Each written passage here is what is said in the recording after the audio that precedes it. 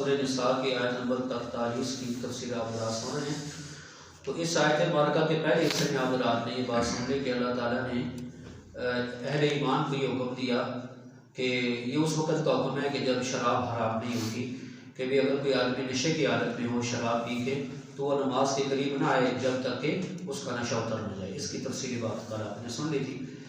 آگے فرمایا ایک اور بھی صورت ہے جس میں تم نماز نہیں پڑھ سکتے، وہ یہ ہے کہ وَلَا جُنُوبًا إِلَّا عَابِرِ سَبِيلٍ حَتَّى تَغْتَسِلُوا، جب تم جنابت کی حالت میں ہو، یعنی تمہارے اوپر غسل فرض ہو تو اس وقت بھی تم نماز کے قریب نہیں آ سکتے یہاں تک کہ تم غسل کر لو۔ جب جسم پاک ہو جائے، صاف ہو جائے، پاک ہو جائے تو اس کے بعد تم آ کر نماز پڑھ سکتے ہو۔ اگر تمہارے اوپر غسل فرض ہو، جو حالت بندے پر ہوتی ہے نا جس کو جب غسل فرض ہو جاتا ہے اس کو کہتے ہیں جنابت کی حالت، یا حدث اکبر بھی اسے کہتے ہیں، بڑی ناپاکی ہے جی، حدث اکبر بھی کہتے ہیں اور جنابت بھی کہتے ہیں۔ تو اس حال میں بھی فرمایا تم نماز نہیں پڑھ سکتے، ہاں حتیٰ تغتسلوا، جب تم غسل کر کے آ جاؤ تو پھر اس کے بعد تمہارے لیے نماز پڑھنا جائز ہے، اس سے پہلے نماز پڑھنا جائز نہیں ہے۔ تو غسل کے بارے میں ویسے تو بہت سارے مسائل ہیں، لیکن ایک دو ضروری مسئلے عرض کرتا ہوں۔ ایک تو جو عام طور پر بھی دینی اجتماعات کے اندر بھی، جمعے کے اندر بھی اور ویسے بھی یہ جو جماعت کے ساتھ جب آپ ذرا چلتے ہیں تو اس میں بھی بتایا جاتا ہے کہ غسل کے اندر 3 فرض ہیں۔ کتنے فرض ہیں؟ 3 فرض ہیں۔ یہ غرارہ کرنا اور ناک کی نرم ہڈی تک پانی پہنچانا، پھر اس کے اندر انگلی مارنا تاکہ اندر جو بال ہیں وہ بھی پانی سے تر ہو جائیں، پھر پورے جسم پر ایک دفعہ ایسے پانی بہانا کہ ایک بال کے برابر بھی جگہ خشک نہ رہے۔ لیکن اس کے ساتھ ایک دو چیزیں اور بھی سمجھنی ہیں، وہ یہ ہوتی ہے کہ بعض اوقات کئی لوگوں نے کوئی انگوٹھی وغیرہ پہنی ہوتی ہے یا عورتوں نے کوئی چھلا وغیرہ پہنا ہوتا ہے، تو اگر ایسی کوئی چیز ہو تو اس کو بھی ہلانا، آگے پیچھے کرنا تاکہ پانی پہنچ جائے، تو یہ بھی غسل ہونے کے لیے ضروری ہے، ورنہ اگر نیچے جگہ خشک رہ جائے گی تو غسل نہیں ہوگا۔ ٹھیک ہے جی۔ اگر کوئی جسم پر ایسی چیز ہے جس کی تہ جم جاتی ہے، جیسے بعض عورتیں ناخن پالش لگاتی ہے تو اوپر تہ جم جاتی ہے، ایک ہوتا ہے مہندی کا رنگ چڑھنا، وہ نہیں، تہ جم جائے جس چیز کی تو اس کو بھی اتارنا ضروری ہے، ورنہ غسل بھی نہیں ہوگا اور وضو بھی نہیں ہوگا۔ اور جو ہماری ناف ہوتی ہے اس کے اندر بھی پانی ڈال کے انگلی مارنا یہ بھی ضروری ہے۔ یہ جو ہمارے کان ہوتے ہیں اس کا یہ جو بل ہوتا ہے، یہ جو جگہ ہوتی ہے اس کے اندر بھی پانی ڈال کے اور اندر جہاں تک آسانی سے پانی پہنچ سکتا ہو تو وہاں پر بھی پانی پہنچانا یہ بھی غسل ہونے کے لیے ضروری ہے۔ ٹھیک ہے، جوڑ ہوتے ہیں اچھی طرح ان کو ہاتھ مارنا وہاں تک پانی پہنچ جائے، تو غسل کے اندر ان چیزوں کا اہتمام کرنا بھی ضروری ہے۔ اگر دانتوں کے اندر کوئی چیز پھنسی ہو تو خلال کر لے، ان کو نکال لے، کوئی ذرا کھانے کا یا گوشت کا کوئی بھی چیز ہو اس کو بھی یعنی کہ خلال کر کے نکال لے تاکہ دانتوں کے اندر بھی پانی پہنچ جائے۔ تو یہ وہ چیزیں ہیں کہ جو غسل ہونے کے لیے ضروری ہے۔ ٹھیک ہے جی۔ ایک مسئلہ اور بھی ہے، کئی لوگوں کے اندر یہ بات مشہور ہے کہ رات کو اگر غسل فرض ہو جائے تو اسی وقت غسل کرنا ضروری ہے۔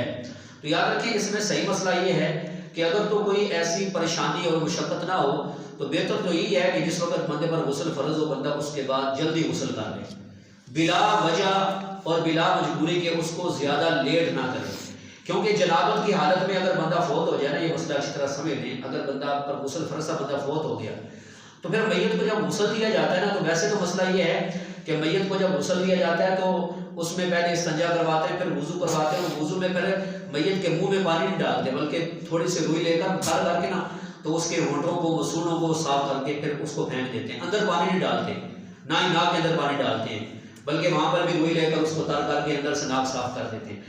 لیکن اگر بندے پر غسل فرض تھا بندہ فوت ہو گیا تو پھر منہ کے اندر بھی پانی ڈالنا ضروری ہے اور ناک کے اندر بھی، پھر اس کے بعد روئی وغیرہ سے اس کو نکال لیا جائے۔ تو یہ بڑا مشکل ہوتا ہے ظاہر میت کے منہ میں پانی ڈالنا، پھر ناک میں پانی ڈالنا ہے جی۔ تو مطلب یہ ہے کہ موت کا تو پتہ نہیں ہے نا، تو اس سے بہتر یہ ہے کہ بندہ جتنا جلدی ہو سکے غسل کر لے۔ ٹھیک ہے، بہتر یہی ہے۔ اور اگر کوئی ایسا مسئلہ ہو کہ بندہ جلدی غسل نہ کر سکتا ہو، فرض کریں سردی کے رات وہ کہتے ہیں میں ابھی غسل کروں گا پھر صبح کو نماز پڑھنی ہے، تو اس میں آخری آدمی شریعت نے یہ بتائی ہے کہ آپ فجر کی نماز سے پہلے پھر غسل کر لیں اور نماز پڑھ لیں آگے۔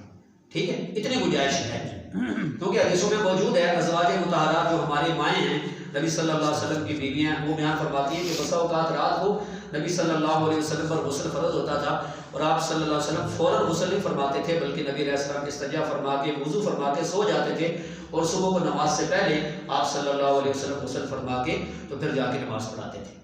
ٹھیک ہے، تو مطلب اس میں گنجائش ہے کہ فجر کی نماز تک اگر آپ وہ لیٹ کر رہے ہیں تو اس کی گنجائش ہے، لیکن اس سے زیادہ لیٹ نہیں ہونا چاہیے۔ یہ بات آپ کو سمجھ آئی کہ نہیں آئی؟ اگر اس سے زیادہ لیٹ ہوگا پھر گناہ کے زمرے میں آئے گا، اس سے پہلے ہوگا تو پھر گناہ کے زمرے میں نہیں آئے گا۔ یہ بات سمجھ آ گئی آپ کو؟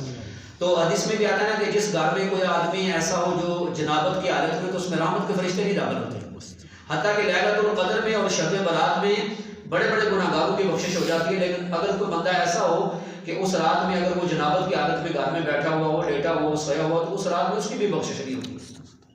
بس یہ اتنی ایسی چیز ہے۔ اور پہلے بھی میں نے آپ کو واقعہ سنایا تھا کہ بعض لوگ ہوتے ہیں نا، بہت عرصہ پہلے ایک ساتھی یہاں آیا، میرے پاس کوئی مسئلہ پوچھنا تھا، تو سردی کا موسم تھا، تو میں نے کہا جی ذرا دھوپ میں بیٹھ جائیں مسجد کے سین میں۔ کہتے نہیں میں مسجد میں داخل نہیں ہو سکتا، حالانکہ دھوپ نکلی ہوئی ہے دوپہر کا بھی۔ ایسے مطلب بعض لوگ اللہ معاف کرے ایسے بے دین ہوتے ہیں کہ بالکل پرواہ نہیں ہوتی اور ایسے بغیر غسل کے پھرتے رہتے ہیں۔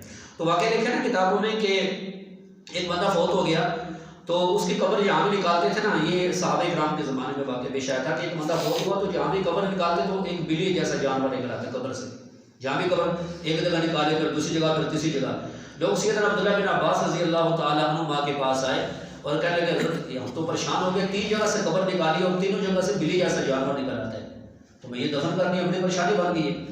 تو آپ نے فرمایا کہ وہ جانور نہیں غائب ہوگا، وہ اس کا کوئی برا عمل ہے اس کے ساتھ ہی جائے گا، اس کو بس ایک قبر میں دفن کر کے آ جاؤ، ٹھیک ہے۔ بعد میں جب ان کے گھر والوں سے لوگوں نے پوچھا کہ یہ کون سا ایسا عمل تھا، تو اس نے کہا کہ یہ غسل جنابت میں دیر کرتا تھا، غسل جنابت میں دیر کرتا، مطلب زور ہو گئی، اثر ہو گئی، پرواہ نہیں ہے، جسم نبات اور پھر رہے۔ تو یہ مطلب کہ یہ بہت بری بات ہے کہ ہم الحمدللہ مسلمان ہیں تو صفائی ستھرائی طہارت، آپ کو پتہ ہے نصف ایمان اس کو کہا گیا ہے، ٹھیک ہے۔ اور کوئی بھی عبادت ہے نا ہماری، تو اس کے لیے جسم کا پاک ہونا پہلے نمبر پر ضروری ہے۔ یا بتاتے ہیں نا بھی نماز کے جو شرائط ہیں ان میں سے کہ بدن کا پاک ہونا پہلے ہے، بدن کا پاک ہونا، جسم پاک ہوگا تو عبادت قبول ہوگی نا، ورنہ تو حکم ہی نہیں ہے کہ ہم مسجد میں نہیں داخل ہو سکتے جب تک کہ جسم پاک ہونا۔ تو امید ہے یہ مسئلہ کو سمجھ آ گیا۔ باقی بہت تفصیلی مسائل ہیں تو علماء کرام سے، مفتی علی کرام سے ہم پوچھتے رہا کریں جہاں بھی ہمیں ضرورت پیش آئے۔ تو یہ اس آیت مبارکہ میں دوسرا مسئلہ ہو گیا کہ اگر تمہارے اوپر جنابت کی عادت طاری ہو جائے نا، جب تمہارے اوپر غسل فرض ہو جائے تو تم نماز کے قریب نہیں آ سکتے یہاں تک کہ تم کیا کر لو، غسل کر لو۔ ایک مسئلہ ہو گیا۔ اچھا جی آگے مسئلہ آ گیا تیمم کا۔ تو اگلا جو حصہ ہے اس آیت مبارکہ یہ تقریباً آخر تک تیمم کے بارے میں چلتا ہے، اور یہ جو آیت مبارکہ ہے اس کا یہ جو حصہ ہے نا تیمم کے حوالے سے، یہ بعد میں نازل ہوا تھا۔ آگے جو سورت آ رہی ہے نا سورہ مائدہ، اس کے اندر جو آیت ہے تیمم کی وہ پہلے نازل ہوئی تھی۔ تو پہلے تھوڑا سا واقعہ سن لیں کہ تیمم کا حکم یہ کب آیا تھا، اور ایک دو مسئلے انشاءاللہ سن لیں۔ تو اصل میں یہ ہمارے پیارے نبی امام الانبیاء حضرت محمد رسول اللہ صلی اللہ علیہ وسلم، آپ کے طفیل، آپ کے صدقے اللہ تعالیٰ نے آپ کی امت کو اوپر ایک آسانی دی ہے تیمم کی، اور یہ حکم پہلی امتوں کے لیے نہیں تھا، یہ اس امت کے لیے اللہ تعالیٰ نے تیمم والی آسانی دی۔ اور اس کا واقعہ تو اصل میں 2-3 واقعے پیش آئے تھے۔ ایک واقعہ تو یہ پیش آیا تھا کہ ایک سفر جہاد میں رسول اللہ صلی اللہ علیہ وسلم کے ساتھ آپ کے زوجہ محترمہ حضرت امی عائشہ رضی اللہ تعالیٰ عنہا وہ بھی ساتھ تھی۔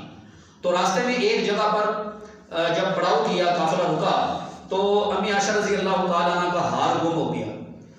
تو صحابہ کرام رضوان اللہ علیہ مجمعین اس کو تلاش کرنے لگے، نبی علیہ السلام نے فرمایا تلاش کرو، تو ہار مل نہیں رہا تھا۔ تلاش کرتے کرتے نماز کا وقت تنگ ہو گیا، نماز کا وقت تنگ ہو گیا، اور وہاں پر ایسی جگہ پر وہاں قافلہ رکا ہوا تھا کہ وہاں پر پانی بھی موجود نہیں تھا۔ اب لوگ پریشان تھے کہ نماز کا وقت بھی ہو رہا ہے، اگر پانی تلاش کریں تو پھر ظاہر دور جانا پڑے گا، نماز کا بھی قضا ہونے کا خطرہ ہے کہ نماز بھی قضا ہو جائے گی، کیا کریں؟ تو اس موقع پر پھر تیمم کی آیات نازل ہوئی۔ بات سمجھا گئی ہے؟ تو اللہ تعالیٰ نے اس امت کے لیے آسانی دے دی۔ تو اس سے پہلے ابو بکر صدیق رضی اللہ تعالیٰ عنہ سفر میں ساتھ تھے، تو وہ اپنی بیٹی عائشہ رضی اللہ تعالیٰ عنہ کو ناراض ہو رہے تھے کہ بھئی تمہاری وجہ سے یہاں پر ہمیں رکنا پڑا ہے، تمہارا ہار نہیں مل رہا اور یہاں پر پریشانی ہے، سارے لوگ ہار تلاش کر رہے ہیں، ادھر نماز کا وقت بھی تنگ ہو رہا ہے، پانی بھی نہیں ہے۔ تو اس کے بعد جس وقت کے تیمم کا حکم نازل ہو گیا، اور پھر وہ اونٹ جس پر امی عائشہ رضی اللہ تعالیٰ عنہ وہ سوار ہوتی تھی، تو جب اس اونٹ کو اٹھایا گیا تو نیچے ہار پڑا ہوا تھا، تو اس علم غیب کا مسئلہ بھی حل ہو گیا۔ نہیں سمجھے؟ دیکھو ہمارا عقیدہ ہے کہ اللہ تعالیٰ تمام انبیاء علیہ السلام کو اپنے اپنے زمانے میں باقی مخلوق سے زیادہ علم عطا فرماتے ہیں، اور ہمارے پیغمبر صلی اللہ علیہ وسلم کو بھی اللہ پاک نے تمام انبیاء بلکہ تمام مخلوق سے زیادہ علم عطا فرمایا۔ لیکن علم غیب خاص خدا بندی ہے، یہ اللہ تعالیٰ کی صفت ہے، غیب کا علم۔ غیب کا علم اسے کہتے ہیں نا جو بغیر بتائے، بغیر کسی وسیلے کے، بغیر کسی ذریعے کے حاصل ہو، تو ایسا علم تو صرف اللہ کی ذات کے ساتھ خاص ہے۔ باقی انبیاء علیہ السلام کو اور تمام مخلوق کو علم کون دیتی ہے؟ اللہ کی ذات دیتی ہے نا، ٹھیک ہے؟ تو علم غیب کا مسئلہ بھی اس واقعے سے حل ہو جاتا ہے۔ بارہ تیمم کا حکم آ گیا۔ تو ابو بکر صدیق رضی اللہ تعالیٰ عنہ بھی بڑے خوش ہوئے اور کہا کہ میری بیٹی واقعی تم بڑی مبارک ہو کہ تمہاری وجہ سے اللہ تعالیٰ نے ہمیں یہاں پر ایک آسانی عطا فرما دی ہے، اس امت کے لیے آسانی ہے جی۔ اسید بن حضیر رضی اللہ تعالیٰ عنہ نے مبارکباد پیش کی اور کہا کہ اے ابو بکر صدیق کے خاندان والو، تم بڑے بابرکت خاندان ہو، اللہ تعالیٰ نے تمہاری وجہ سے تا قیامت امت کے لیے ایک آسانی دے دی ہے تیمم والی، ٹھیک ہے۔ تو اس طرح ایک واقعہ اور بھی پیش آیا کہ ایک صحابی تو اسلم بن مالک رضی اللہ تعالیٰ عنہ کا نام ہے اسلم بن شریک رضی اللہ تعالیٰ عنہ، ان کی ڈیوٹی تھی کہ وہ نبی صلی اللہ علیہ وسلم کی جو سواری کے اوپر کجاوا سیٹ وغیرہ صحیح کرتے تھے، کجاوا کستے تھے، تو ایک مرتبہ رات کو ان پر غسل فرض ہو گیا، تو بڑے پریشان ہوئے، صبح سخت سردی تھی اور کوئی گرم پانی کا انتظام بھی نہیں تھا، تو وہ بڑے پریشان ہوئے، ایک صحابی کو کہا یار اب کجاوا تم کس دو اور جب سواری چلے گی تو ذرا تم پکڑ کے چلنا، تو میں کوئی انتظام کروں کوئی گرم پانی کا۔ تو انہوں نے پھر کہیں سے لکڑیاں اکٹھی کی، پھر کوئی برتن دیا اور پانی گرم کیا، پھر اس کے بعد غسل کیا، پھر آگے قافلے میں شامل ہوئے۔ تو جب نبی علیہ السلام نے پوچھا بھی تمہارے ساتھ یہ کیا معاملہ پیش آیا، تو انہوں نے سارا بتایا، تو پھر نبی علیہ السلام نے بتایا کہ بھی اللہ تعالیٰ نے تیمم کا حکم نازل کر دیا، اب یہ آسانی آ گئی ہے۔ اچھا جی، یہ تو آپ نے واقعہ سن لیا کہ تیمم کا حکم ایسے آیا تھا۔ اب اگلی بات یہ ہے کہ تیمم کس صورت میں بندہ کر سکتا ہے، ٹھیک ہے۔ تو قرآن پاک نے جو اصول بیان کیا وہ تو یہ ہے، اللہ تعالیٰ فرماتے ہیں وَإِن كُنتُم مَرْضَىٰ أَوْ عَلَىٰ سَفَرٍ أَوْ جَاءَ أَحَدُكُم مِّنَ الْغَائِطِ أَوْ لَمَسْتُمُ النِّسَاءَ فَلَمْ تَجِدُوا مَاءً فَتَيَمَّمُوا صَعِيدًا طَيِّبًا۔ اصول قرآن نے یہ بیان کیا کہ اگر تم بیمار ہو، پانی استعمال کرنا تمہارے لیے نقصان دہ ہو، ایک۔ دوسرا، اگر تم سفر کی حالت میں ہو اور تمہیں سفر میں پانی ملتا نہیں ہے، پانی دور دور تک پانی ہے نہیں۔ اور تیسرے نمبر پر فرمایا کہ اگر تم میں سے کوئی آدمی قضائے حاجت کر کے آیا، یعنی پیشاب خانہ کر کے آیا، پھر اس کے بعد پانی تو ہے لیکن وہ استعمال نہیں کر سکتا بیمار ہونے کی وجہ سے، یا دشمن کے پاس پانی موجود ہے، یا کوئی درندہ وہاں پر کھڑا ہے، یا کوئی اور ایسی وجہ ہے کہ پانی استعمال کرنے پر قدرت نہیں ہے کسی بھی وجہ سے، ٹھیک ہے۔ اور یہ فرمایا کہ تم نے اپنی عورتوں کے ساتھ ہم بستری کر لی ہو اور اس کے بعد تمہارے پاس پانی موجود نہیں ہے، یا پانی تو ہے لیکن تم پانی استعمال کرنے پر قادر نہیں، خواہ بیماری کی وجہ سے یا اتنی ٹھنڈ ہے اور اتنی سخت سردی ہے کہ اگر بندہ پانی کو استعمال کرتا ہے تو اس کا کوئی جسم کا حصہ خراب ہو جائے گا، یا بیماری لگ جانے کا خطرہ ہے، یا موت ہو جانے کا خطرہ ہے، تو ان تمام صورتوں کے اندر پھر فرمایا کہ تم تیمم کر سکتے ہو۔ مسئلہ سمجھا گیا آپ کو بات؟ پھر آگے کچھ تفصیلات حدیث کے اندر ہیں، کچھ تفصیلات فقہاء نے بیان کی ہیں۔ مثال کے طور پر بھئی وہ آدمی جو ایسا بیمار ہو کہ اس کو ڈاکٹر یہ کہہ دے کہ آپ نے پانی استعمال نہیں کرنا، اگر آپ پانی استعمال کریں گے تو آپ کی بیماری بڑھ جائے گی، یا ڈاکٹر تو نہیں کہتا لیکن اس کا اپنا گمان یہ کہتا ہے کہ میری ایسی صورتحال بن گئی ہے کہ اگر میں پانی استعمال کروں گا تو میری بیماری بڑھ جائے گی، یا میرے جسم کو کوئی حصہ خراب ہو جائے گا، یا کوئی اور مجھے بیماری لاحق ہو جائے گی، تو اس صورت میں پھر تیمم کر سکتا ہے۔ ایک مسئلہ سمجھا گیا آپ کو؟ یا اگر ایسی جگہ پر بندہ موجود ہے کہ 1 میل تک چاروں طرف پانی تلاش کرنے کے باوجود بھی پانی نہیں ملتا، چاروں طرف 1 میل تک تلاش کرنے کے باوجود پانی نہیں ملتا، تو ایسا بندہ بھی تیمم کر سکتا ہے، ٹھیک ہے جی۔ یا پانی تو ہے، پانی موجود ہے لیکن اس کی قدرت سے باہر ہے، دشمن وہاں پر قبضہ کیے ہوئے ہے، یا کوئی درندہ وہاں پر کھڑا ہے، یا کوئی اور ایسی رکاوٹ ہے کہ وہ بندہ پانی استعمال کرنے پر قادر نہیں ہے، پانی موجود ہی ہے، اسے پتہ ہے یہاں پر پانی ہے لیکن وہ پانی استعمال کرنے پر قادر نہیں ہے، تو ان تمام صورتوں کے اندر پھر شریعت نے اجازت دی ہے کہ آپ تیمم کر لیں، چاہے آپ کو غسل کی عادت ہو تب بھی ایک ہی طریقہ ہے، اگر آپ کو وضو کی عادت ہو تب بھی ایک ہی طریقہ ہے۔ حتیٰ کہ حدیث میں یہاں تک فرمایا، مفہوم عرض کر رہا ہوں حدیث مبارکہ کا، کہ اگر مسلمان کو 10 سال تک بھی پانی نہ ملے نا تو مٹی اس کو پاک کرنے والی ہے، مٹی اس کو پاک کرنے والی ہے۔ اور رسول اللہ صلی اللہ علیہ وسلم نے ارشاد فرمایا کہ جوئلت لی الارض مسجدا وطہورا، یہ اللہ تعالیٰ نے میری امت کو یہ خصوصیت عطا فرمائی ہے تیمم والی، اس سے پہلے امتوں کو یہ سہولت نہیں ملی، یہ صرف اس امت کو یہ سہولت ملی ہے، ٹھیک ہے جی۔ تو میرے بھائیوں کئی بندے ایسے ہوتے ہیں نا کہ جو بیمار ہوتے ہیں معمولی ساری، آپ نے نماز نہیں پڑھی اور جیسے وضو نہیں کر سکتے، کیوں جی ہم بیمار ہیں، تو وہ یہ سمجھتے ہیں کہ ہم سے نماز ختم ہو گئی اگر ہم وضو نہیں کر سکتے، ٹھیک ہے۔ یا اگر ایسے علاقے میں جہاں بہت سخت سردی پڑ رہی ہے اور وہ پانی استعمال کرنے پر قادر ہے تو وہ بھی نماز چھوڑ دیتے، کیوں جی اور یہ ہم تو پانی استعمال ہی نہیں کر سکتے۔ تو میرے مسلمان بھائیوں، یہ شریعت نے سہولتیں کیوں دی ہیں والا؟ اس لیے تاکہ بندہ کسی حال میں بھی عبادت نہ چھوڑے، کیونکہ آپ بتائیں مجھے میری اور آپ کی زندگی کا کیا مقصد ہے؟ سارے بولے نا، کیا مقصد ہے؟ اللہ کی عبادت ہے نا، تو مقصود زندگی اللہ کی عبادت ہے، تو اللہ کی عبادت، اللہ تعالیٰ نے جب ہمیں اپنی عبادت کے لیے پیدا کیا تو اللہ پاک نے ہمیں سہولتیں بھی عطا فرمائی ہیں۔ یہ نہیں ہے کہ ہر حال میں تم نے پانی استعمال کرنا ہے، یہ آپ نے جو صورتیں سن لی ہیں نا، ان تمام صورتوں کے اندر میرے مسلمان بھائیوں تیمم کر سکتے ہیں۔ اچھا اب آخری بات یہ سن لیں کہ تیمم کرنے کا طریقہ کیا ہے، ٹھیک ہے، تاکہ آپ حضرات جو یہاں تشریف لائے ہیں تو آپ حضرات یہ سن لیں کہ تیمم کیسے کرنا ہے، تو تاکہ اس کے بعد اگر آپ کسی کو بتا بھی سکیں، کیونکہ یہ جو مسئلہ ہے نا تیمم والا، یہ دین کے ضروری علم کے اندر آتا ہے۔ رسول اللہ صلی اللہ علیہ وسلم نے ارشاد فرمایا کہ طلب العلم فریضۃ علی کل مسلم و مسلمہ، دین کا ضروری علم حاصل کرنا ہر مسلمان مرد عورت کے اوپر فرض ہے۔ تو جیسے ہمیں پتہ ہونا چاہیے نا غسل کیسے کرنا ہے، وضو کیسے کرنا ہے، تو ایسے میں پتہ ہونا چاہیے اگر کبھی ہمیں ضرورت پڑ جائے تو تیمم کیسے کرنا ہے، ٹھیک ہے۔ تیمم یہ بھی دین کے ضروری علم کے اندر آتا ہے۔ تو میرے مسلمان بھائیوں اس کے لیے سب سے پہلی بات یہ سمجھے کہ تیمم جو ہوتا ہے نا، تیمم اس کا دونوں کا طریقہ، خاص غسل کی حاجت ہو یا وضو کی حاجت ہو، دونوں کا طریقہ ایک ہی ہے، اور اس میں دو فرض ہیں، ایک نیت کرنا اور دوسرا 2 دفعہ اپنے ہاتھوں کو مٹی پر مار کر تیمم کرنا، یہ 2 ہی فرض ہیں اس کے اندر۔ یہ بات آپ کو سمجھ آ رہی ہے؟ ٹھیک ہے۔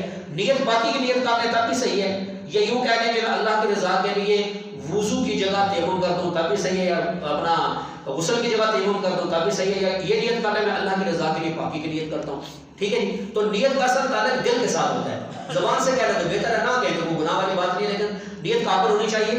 دل میں ہونی چاہیے۔ اچھا جی، غسل کی حاجت ہو تب یا وضو کی حاجت ہو تب، اگر پانی بندہ استعمال کرنے پر قادر نہیں یا پانی موجود نہیں تو نیت کرنے کے بعد آپ سب ذرا مل کر دیکھیں، کیونکہ آپ دیکھیں گے تو آپ کو سمجھ آئے گی یہ زبانی سمجھانے والی بات نہیں ہے۔